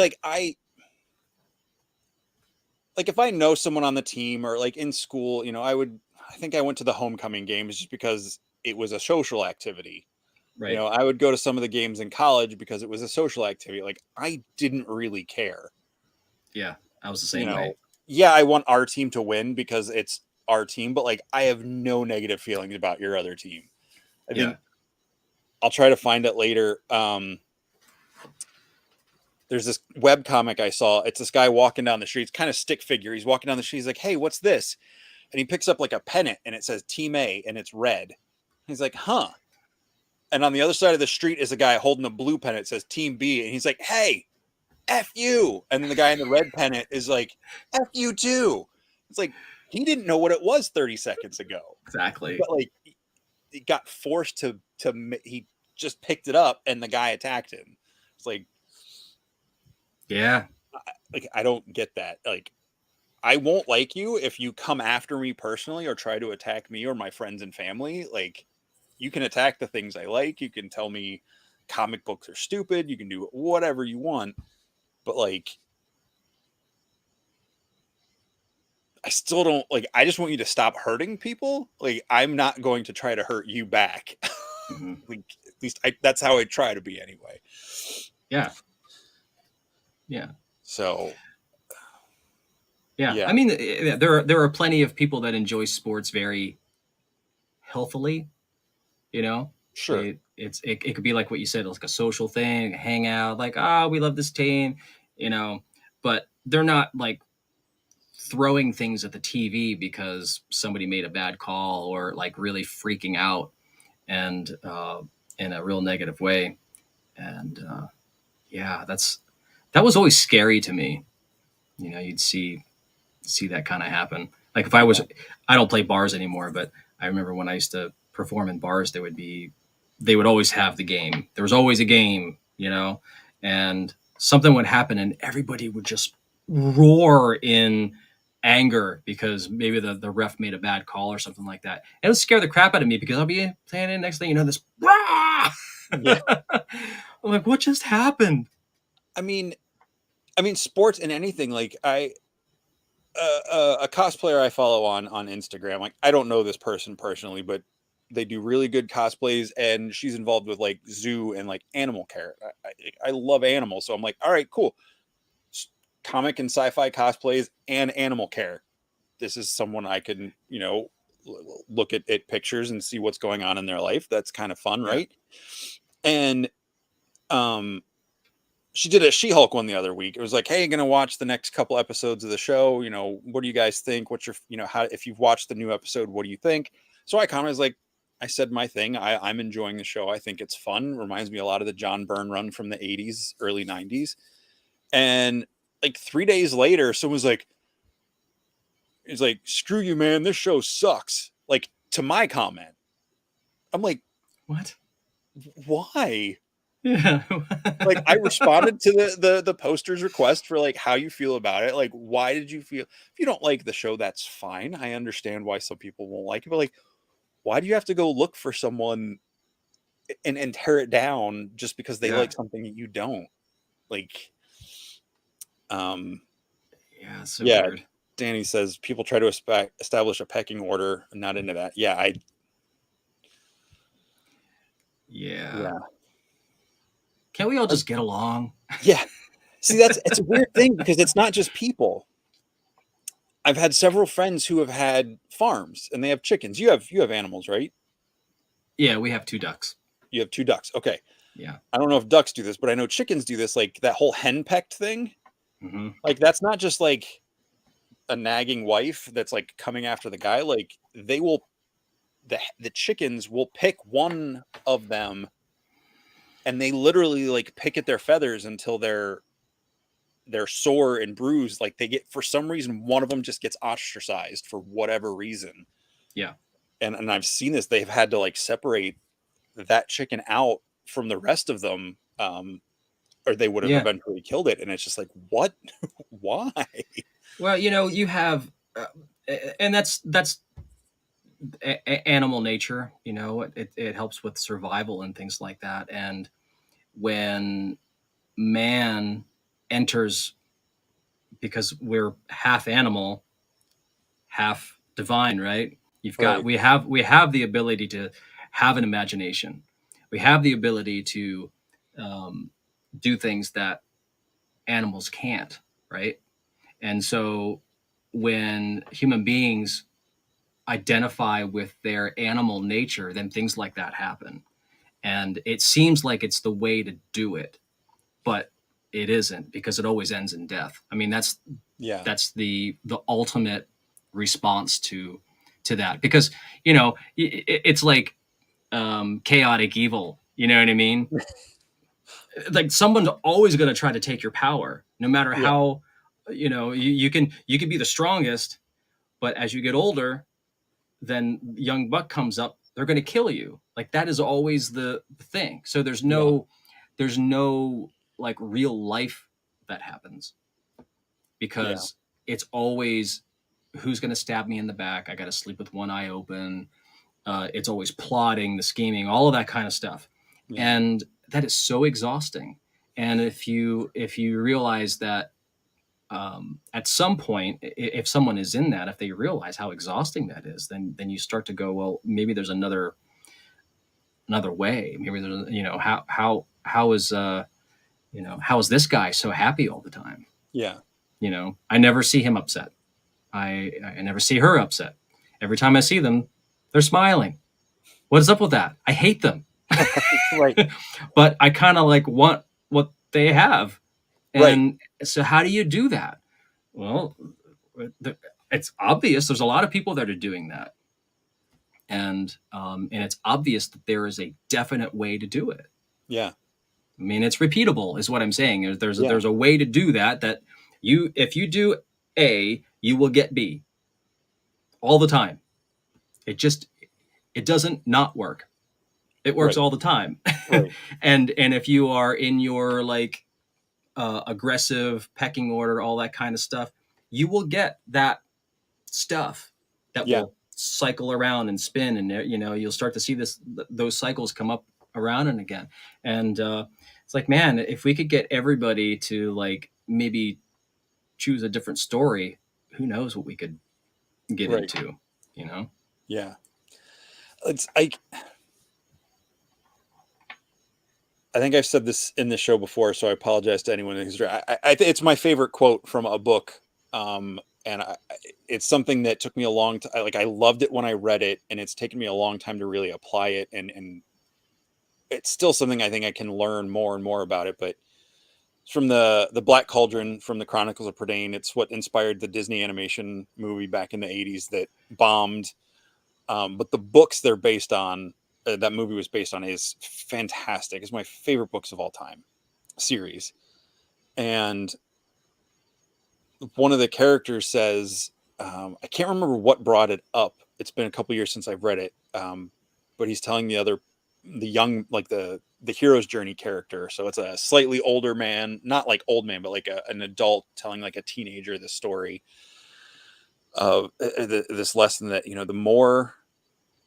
the more we find to love, the more we add to the measure of our own heart, whether it's, the shape of a river pebble or the changing of the seasons, and that just really struck me when I read that as like a teenager. And it just was like, the more you find to love, the more things you find to enjoy, and not things you don't like, but the more things you find that you enjoy, the more things you can add to that, your capacity to love other things grows. Yeah. And it's not a complicated thought, but it's one that it's not static either, Yeah, I mean, something like that is as profound and simple as it is when you read it and it sticks with you. You're ready for it.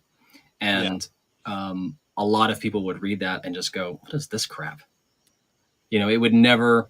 There's a quote. If I don't know if you've ever read the Tao Te Ching, there's a quote in there, and I'm gonna totally mess it up, but it was basically like there are three different types of people that will read this, or they'll three different reactions to it, and the first one would be um, kind of like utter revulsion, like they would just look at it and just like, this is stupid, doesn't make any sense, right? So that's person number one, and then the second person will uh, think it's just kind of funny, like, yeah, that's interesting. They're not tossing it out, but it's just whatever. And then the third person reads it and goes, exactly, you know and so we all get those points in our lives at different things. And I love the Tao Te Ching. It is awesome. And um, I've tried to get other people to read it, and most everyone that has read it, just they look at me and they're like, I don't get it, I don't understand it. Well, it's the book's only like this thick and you can read it in an hour, really. If you blow through it, it would only take you an hour to read it. But I don't get it. It's like, read it again. Read it again. Keep doing it. But um, it depends on what you're ready for, and it's the same kind of thing that you're saying. Like, it's not that difficult, but there's stuff in there. Like when you start talking about love and stuff, people go, "Oh my god, look at this syrupy bull crap." And you're just talking Right. about love and hugging trees is stupid. And you read it, and I'm sure you're not looking at it like that. You're going, "This is powerful." Like Yeah. this is something that you just can't really quantify in the words, but that Yeah. person obviously did it. Yeah, and like it's clear in the context they're not talking about romantic love or like, Yeah. just the love of a family. It's like, oh, what's the compassion, like the more you can go, the more you appreciate in life, the more you appreciate, it's there's not a cap on that, but Yeah. if the more you dislike or like, well, I don't like this, you put up a wall. You can't see my arms. You put up a wall, oh, I don't like this, you put up another wall. Well, I don't like that because it's not my thing. Next thing you know, you've got all these things. Well, no, I don't like that. Or the three reaction you said, you just described 99.9% of reactions to everything I see on Facebook. Yeah. Right. Utter revulsion. No. Yeah, right on. It's like, Yeah. um, Yeah. And that book was written 2,500 years ago, we were talking 500 about years before Jesus. stories repeating themselves, right? Exactly. It's like It's nothing's new, and we're yeah. still trying to figure it out. What the heck? Why are we Danny's still trying to figure this out? Yeah, because it's like we all have to read that at the same time and have the same reaction. Mm. Yeah. Then it all makes sense. Mm-hmm. Is he talking about the title of the Tao Yeah, or the one that you were talking the about? one you were talking about. Oh, Tao Te Ching. It's Tao is one word. Tao. The next word is Te, and the last one is Ching, and it's pronounced Dao, like Dao. Sometimes they spell it phonetically, like Dao, Deching. I've seen other, yeah. I've seen other spellings of it, but if you want to read it, the best version of it is by Stephen Mitchell.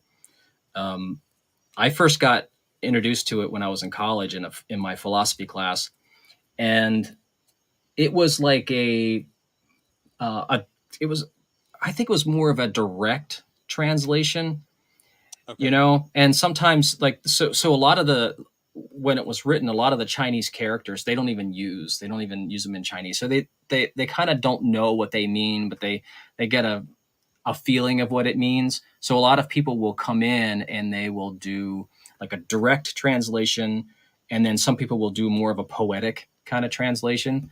Um, and then some people will do translations of translations of translations. Okay. But the Stephen Mitchell one is superb. It's the best one. Yeah. And there's another sort of if you like that, there's another one that he did. It's called The Second Book of the Tao, and Xuanzu was I don't know if he was I think he may have predated Lao Tzu, who was the writer. Lao Tzu just means old teacher.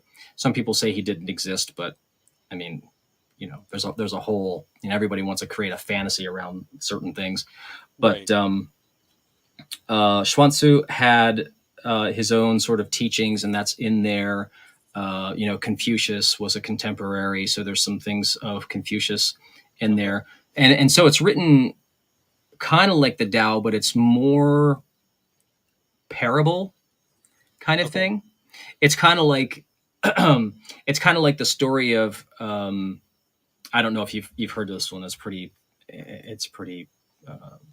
ubiquitous in like the Zen kind of stuff, where they'll say, hey, these two monks are walking down a path, and this woman was standing there, and there's a big puddle, and it rained, and it was all mud and stuff like that. She was wearing a dress, and the older monk had taken her and picked her up and carried her across the puddle, set her back down again, and then the two monks went walking, and I don't know, it was like hours later, the one monk he's all agitated, and the sort of the monk, he was kind of the master, right? And he's like, what's the matter? And he's like, I can't believe you touched that woman.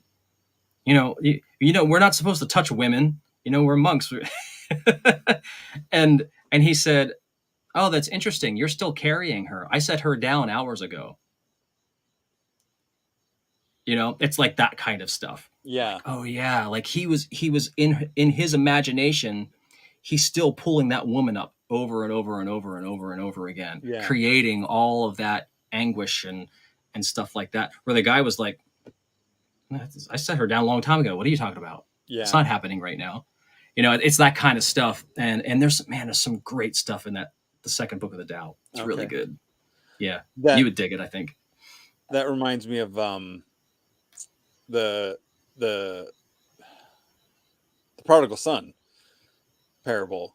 The one son demands his inheritance and goes off and ends up living in the pigsty or with the cows or whatever. No, I think it's the pigs. He finally like works up the courage to go home, all of that stuff. But the brother that stayed home with the father, he's like, oh, he's probably spending all of his money on women and gambling and like all this stuff. And it's like, I don't think we ever got, like, he squandered it, but I don't believe they told us what he squandered it on. So I remember a teacher once explaining that like that's what the other brother was carrying in his mind, what he would have done. So like the similar thing is like, oh, I put her down hours ago, you're still carrying her. And it's like you're thinking about what you would have done if you had gotten your inheritance and run off. Like we don't know what the other brother did. It was it's just an interesting what do we know and what are we making up? Danny threw this up here. I don't good. know if you're familiar with that one. He just passed away recently. Yeah, good stuff. Cool. Well, I will definitely check out that at some point. I'm doing Plasma's donations on twice a week now, so I've got. Oh my gosh! Awesome. So yeah, I'll look into that. I started reading. John from the comic shop gave me a book, I think at Christmas, called "Rules for a Knight" by Ethan Hawke, and it's based on like letters, I guess, from It's interesting. I've only just started it, but it's a little book, but going through like this older man who's gone off to war at night, and he's passing on the things he learned to his children, because he's not sure if he's going to make it home to them. Um, and the Ford and everything talks that he found like there were like based on letters, excuse me, that were like in his family line, back to this man. So I don't know. It's interesting. So Yeah, that sounds cool. I'll when I finish it, I'll let you borrow it if you want to check it out. But it's pretty cool. Yeah, yeah, I liked. Um, oh shoot, it was the Native American one that he did. Oh, Inde. Yes, yeah, I like that one. I did not read that. I'll check it out though. It looked interesting. Yeah, But yeah.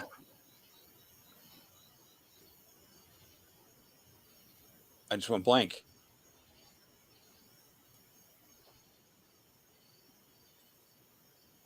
Jesse's gone to plaid. Yeah.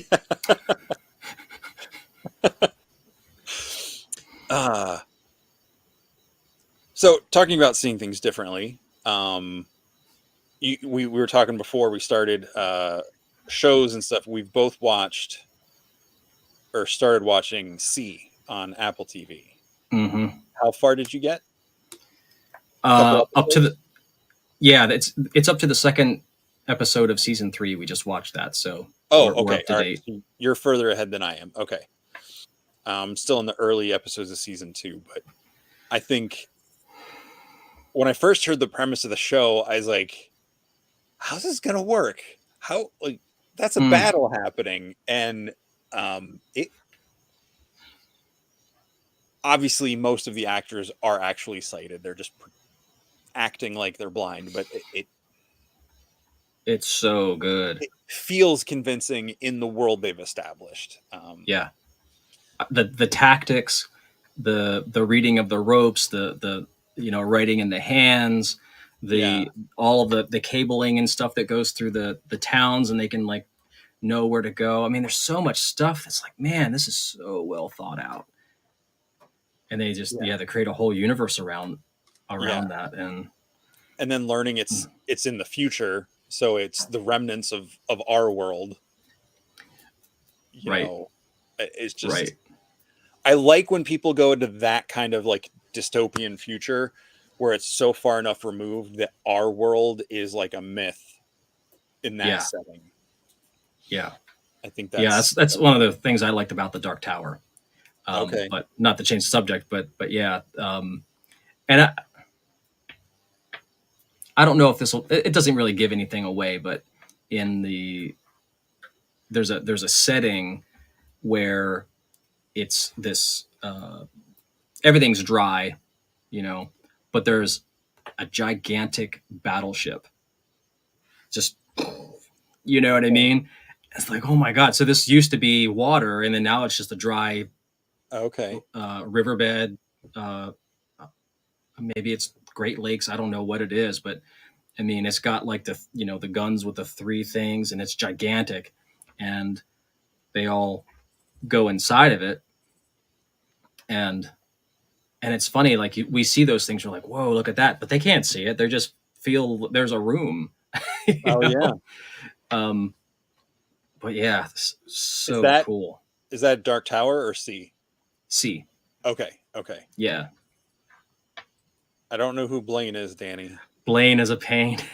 Yes, Blaine was a pain. Oh Is my that in god. C or Dark Tower? Dark Tower. That's from Okay. Wizard and Glass. Gotcha. Maybe the end of the third one too. Yeah, yeah. Steph has been reading. My wife, I've been trying to get her. We're both like huge Stephen King fans. So, and she hadn't read The Dark Tower, and I'm like, oh my god, this is like the best thing he's ever written. But there's always two camps. There's the camps where I either don't like The Dark Tower or I've never read it, and I only read like the other stuff, or Okay. you know, I don't know. It's kind of funny.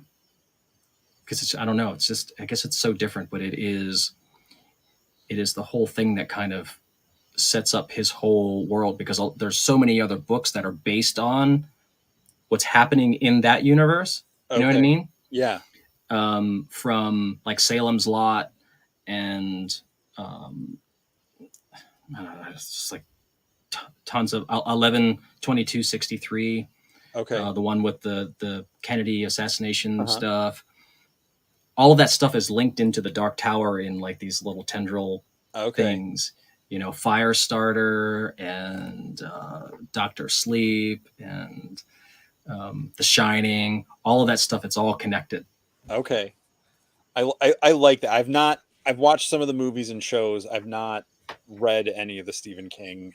Not for any particular reason. Well, growing up, that was one of the things. I don't know if it was ever no, don't read that. I think just I was so easily scared as a child that Mm. anytime I heard Stephen King, like he was in his stories in my mind were in the Friday the 13th Jason camp, like that just was not a no-fly zone for my imagination. Yeah, and they're really not. I mean, No, like I know that now. yeah, Yeah. yeah. And I was in the same camp as you until I started reading it, and I mean, character. If you like character-based stuff, and just like getting into the thoughts and stuff, just like deep things with characters and not necessarily plot-driven things. And he writes that way, you know. It's like he gets an idea and he'll go, oh yeah, it's a good idea, and then he starts writing and it just kind of takes on a mind of its own. And a lot of times, if not all the time, he doesn't know how it's going to end. Yeah. It's just it's so cool, and you get that vibe when you read it. It just kind of goes, and you don't have those plot twists and things that are very mechanical that you see in other books. Things happen like really organically, and you know, you really get to love a character for their decisions and who they are, or what their situations are in, and you get to really hate other ones. And other books are like that too. But I just feel like the way that the characters just come alive, and you don't forget them. I don't. It's like all the books that I read, like, oh yeah, that one. You know, so Very yeah. cool.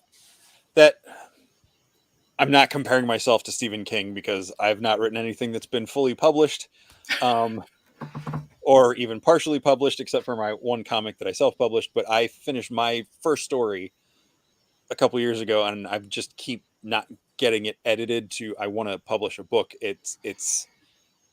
I knew the beginning, and I knew roughly what I wanted to happen at the end. Just kind of like, because it was a more fun, playful story. So it was going to be not a happily ever after, but a kind of happily ever after ending.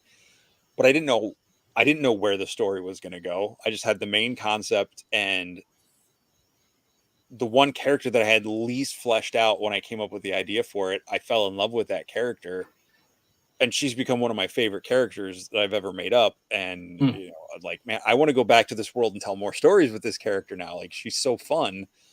But like, because of my comic sock drawer, I have a way to link all of my stories together, like Dark Tower. It's a more playful, goofy way to do it, but that so my head is constantly spinning with that stuff. So I'm gonna have to read some Stephen King stuff one of these days. Yeah. They're long reads, so you need, they're like books are. I mean, not all of them are I'll that start big, doing but audiobooks when I do Plasma. there you go. Yeah, if you listen to Dark Tower in audiobook, the guy who narrates it is superb. Cool. I don't know. I think there was a first guy, and I can't remember his name, and then he passed away and didn't finish all of the books, and they got somebody else to read the last three, I think. And I think maybe that guy had gone back and redid the first ones, but I'm not sure. He's fantastic too, but the first guy, man, Okay. great. So either way, it would be Okay. highly recommended. My good friend Tyler, he really loves the Dark Tower stuff, so he was really excited for that movie and very disappointed. Which I know would be a whole nother show in and of itself, Yeah. especially because I don't know enough to know what was wrong with it. except even as not a fan of the books, I was like, man, there's some cool ideas here, and I don't feel like any of them are really landing. Yeah. And then he talked to me about it. I'm like, I'm gonna have to read that. And between you and now Danny, I think you guys might be friends after this chat because you guys have a lot of similar interests and thoughts and stuff. And he's just another really awesome guy. Yeah, I need to read Dark Tower. Yeah, definitely.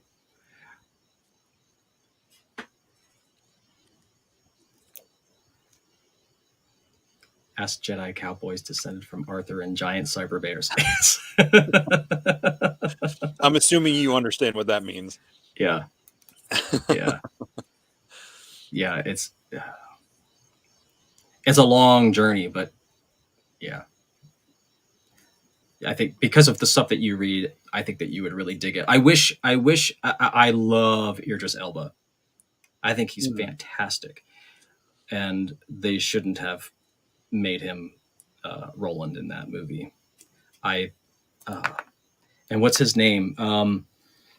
Who's the guy that plays Edward in Westworld? He's the guy with the black hat. I think he was in The Abyss. Remember The Abyss, that movie? Oh my gosh. Somebody out there knows.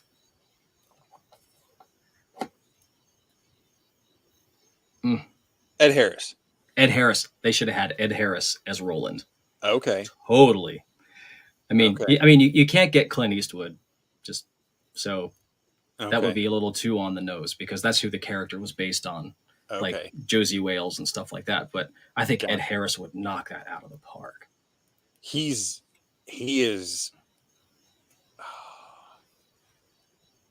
I don't know the right word I'm trying to look for here. I don't like his character on Westworld, but he's so good. Right? Yeah. Danny says maybe Brolin. Josh Brolin. Yeah, I could see that. I need to finish. Oh, go ahead. I was just going to say, I kind of see Roland, at least in the Dark Tower stuff, as being older. A little more wrinkles. Have you seen, I haven't finished it yet. What is it? Outer Range. Oh, yeah, that's good. I mean, he's playing a pretty salty old guy in that. I know. I can't remember. My friend Sean and I were talking about something a couple weeks ago, and I was thinking Josh Brolin for a recast, but I can't remember what it was now. But yeah, I think I need to finish that show. I think I have one episode left. Oh man, I can't wait for the second season if there's going to be one. Cool. Yeah, really good. Yeah, because when it first started, when it first came out, I was like, "Oh, is Amazon trying to get their own Yellowstone?" You know. And after watching the first episode, I'm like, "Oh no, they're not. This is something different." It's like Yellowstone meets X-Files. Yeah, but nobody knows what's going on. There's no Mulder. No Mulder. At least not to where I'm at yet. Yeah. Open. I only watched the first episode with Jeff Bridges, the old man. I haven't seen that yet. That was. I need to get back in to finish that one, but like I feel I'm like, this is going to take a level of attention I'm not ready to give this show at this point. I know you said you haven't. Go ahead. Go ahead. I know you haven't started Rings of Power yet, but you like Tolkien and Lord of the Rings. I believe we've talked about this. Oh, yeah. Okay. Yeah.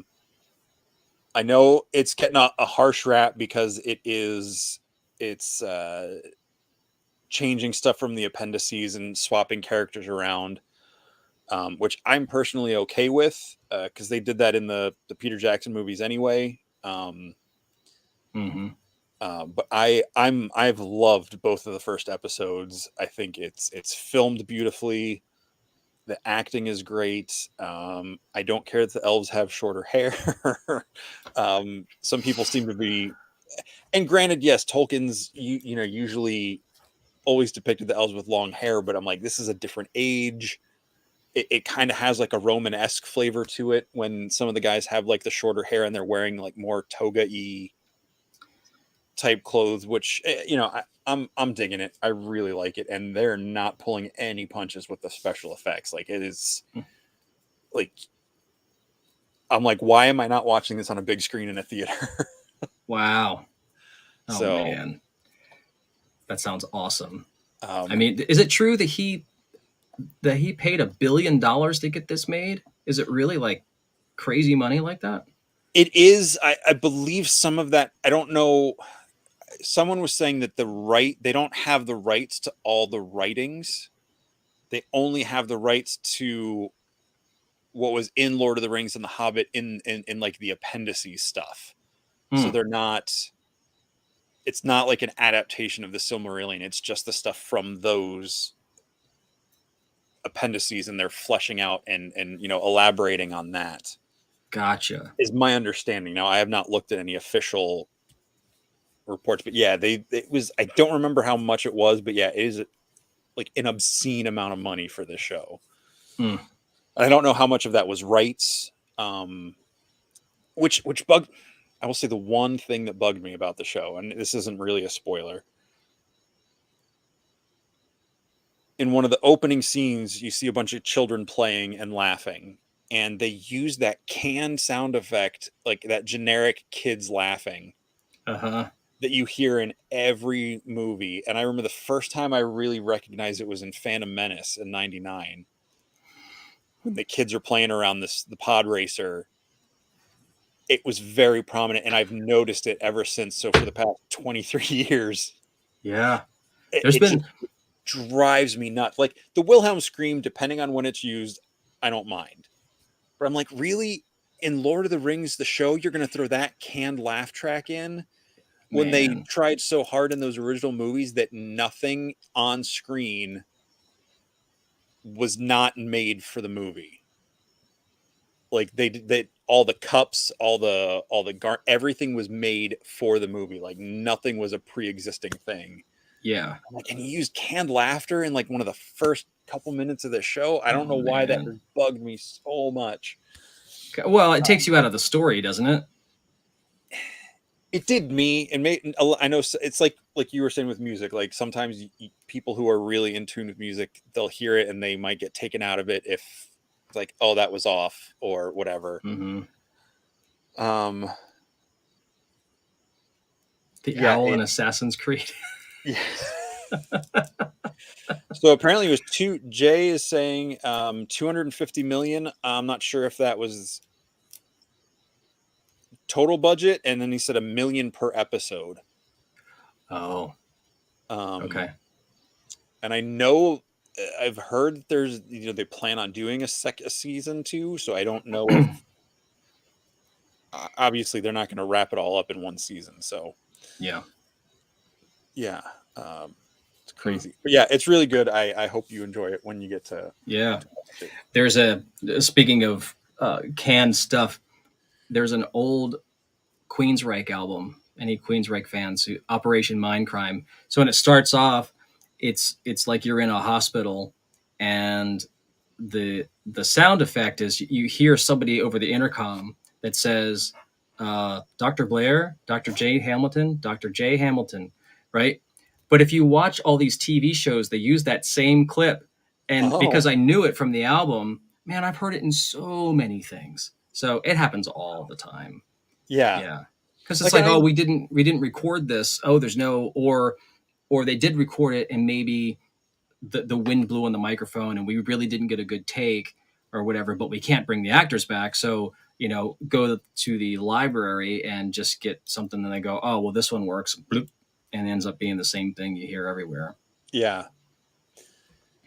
It was something like that in the background of for like a medical show or something. That's not a big name character, but if you have to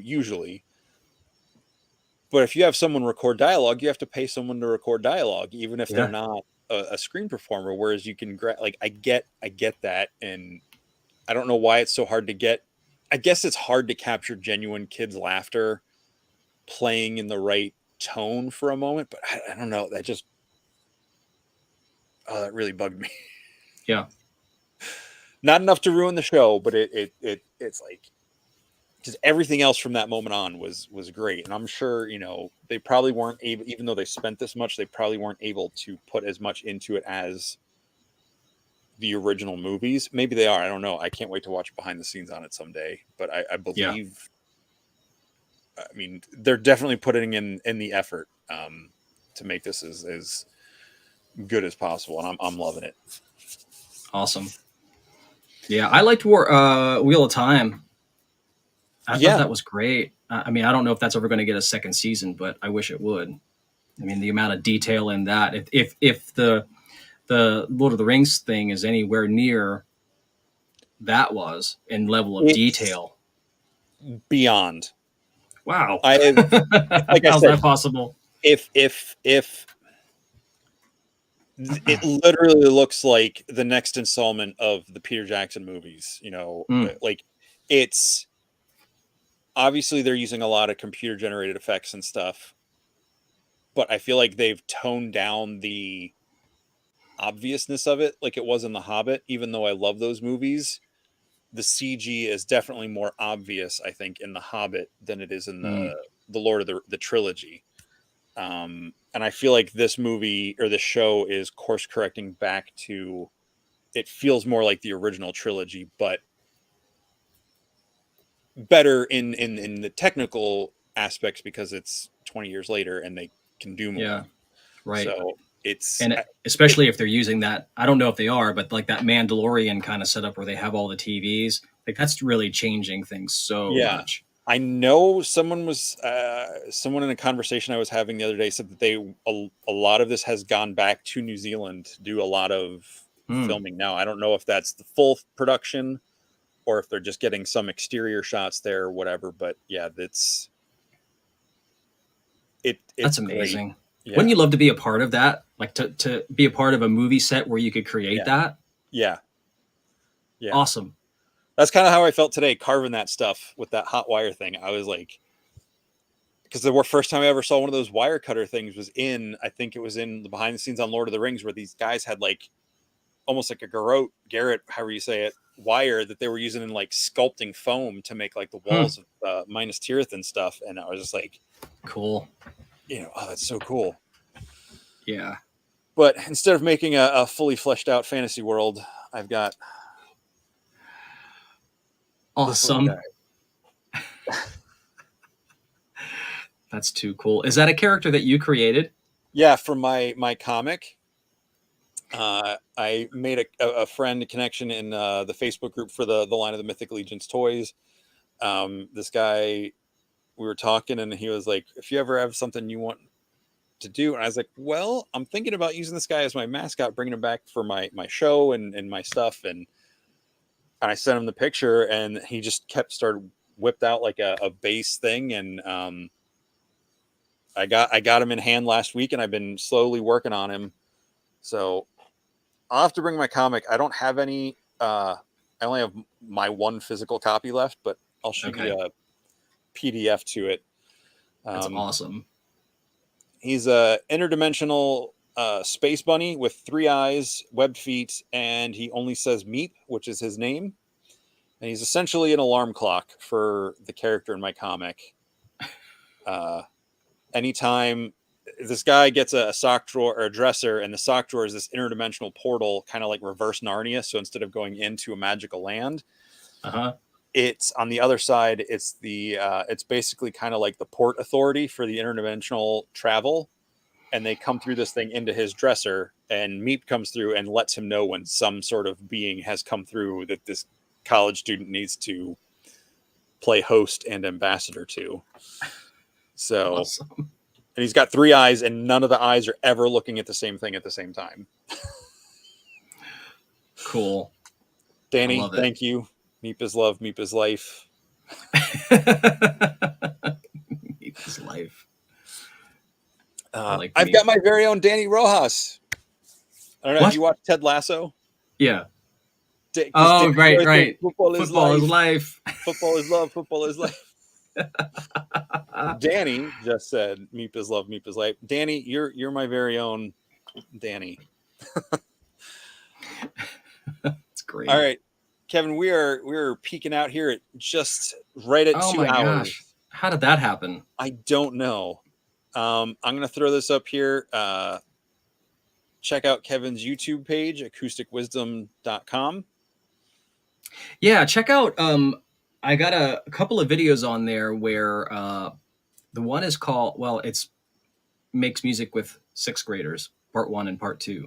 And what I did is my cousin is a school teacher, and his students had written poetry, and I took a bunch of them and made music out of them. So I made all these music videos for using their lyrics and putting my songs. So there's I don't know, maybe I think the first time I did 8 songs, and I wrote and recorded all 8 songs in like 2 days. I don't know how I did it. That's amazing. And then the second time I was like, I can't, that was way too much work. I'm going to just go do 2 this time. And so I think there's a total of 10.